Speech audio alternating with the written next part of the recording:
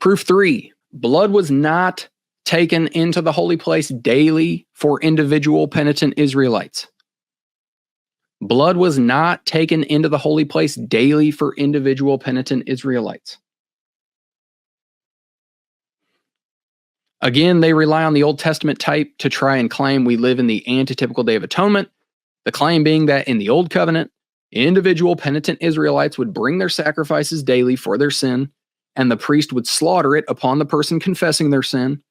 They then claimed this transferred the person's sin in type to the animal, and the blood was then taken by the priest into the holy place and sprinkled before the veil.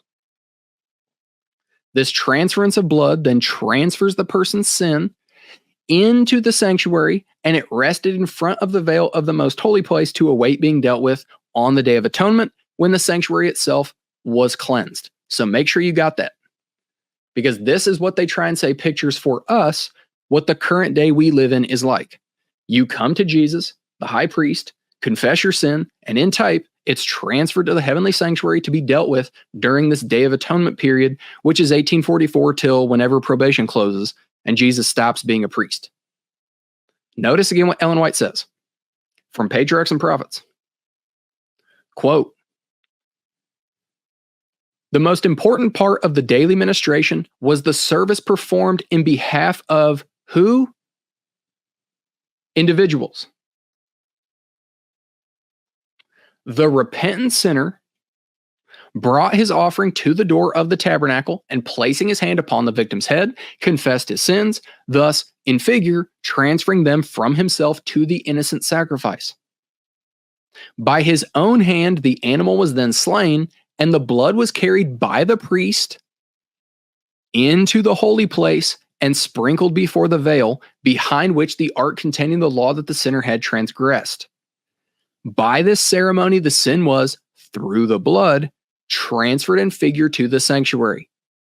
In some cases, the blood was not taken into the holy place, but the flesh was then to be eaten by the priest, as Moses directed the sons of Aaron, saying, 'God hath given it to you, bear the iniquity of the congregation.' Leviticus 10:17. Both ceremonies alike symbolized the transfer of sin from the penitent to the sanctuary." Close quote.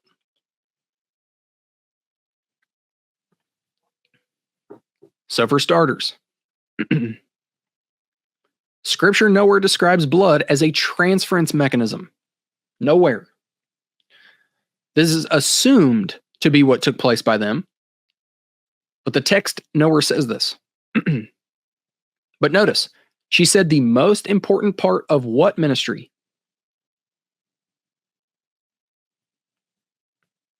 The daily. The daily ministration for who?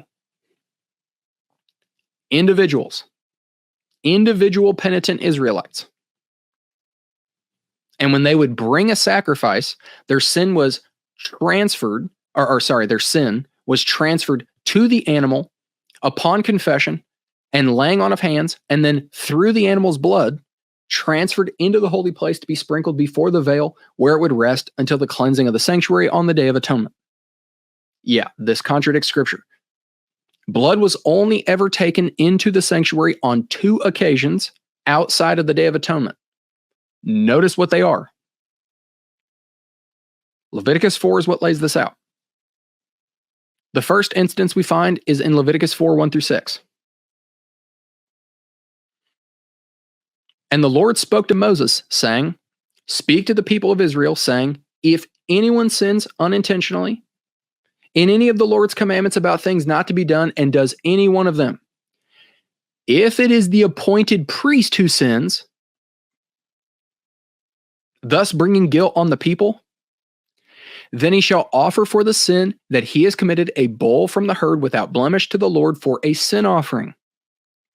He shall bring the bull to the entrance of the tent of meeting before the Lord, and lay his hand on the head of the bull, and kill the bull before the Lord. And the anointed priest shall take some of the blood and the bull, and bring it into the tent of meeting. And the priest shall dip his finger in the blood, and sprinkle part of the blood 7 times before the Lord in front of the veil of the sanctuary." Thus the reading of God's holy word. So if the priest sinned, then this process was to be followed and the blood of the sacrifice was to be taken into the sanctuary. The second is later in the same chapter.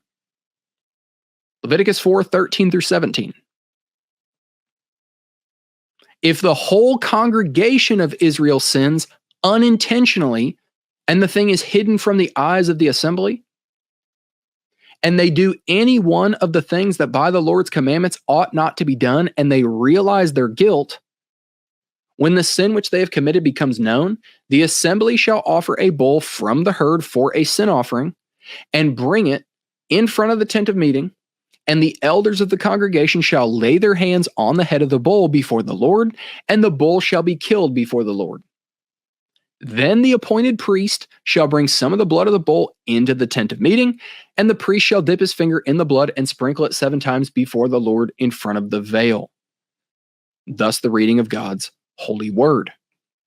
So the second was if the entire Israelite nation sinned unintentionally and realized their guilt.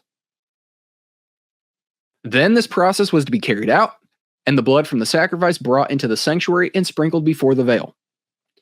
But neither of these two instances were the daily ministration for individual penitent Israelites.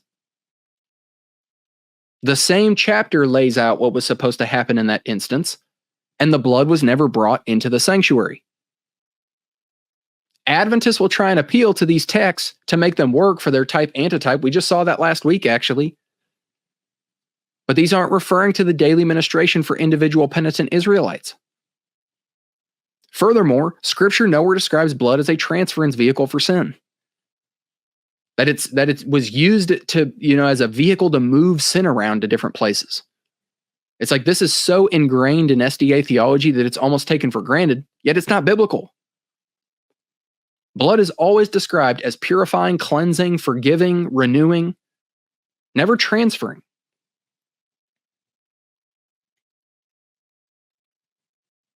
Again, they make that error, like we saw last week, with the scapegoat. But that's proof 3, which undermines their entire framework and model. Blood was never taken into the sanctuary during the daily ministration for individual penitent Israelites.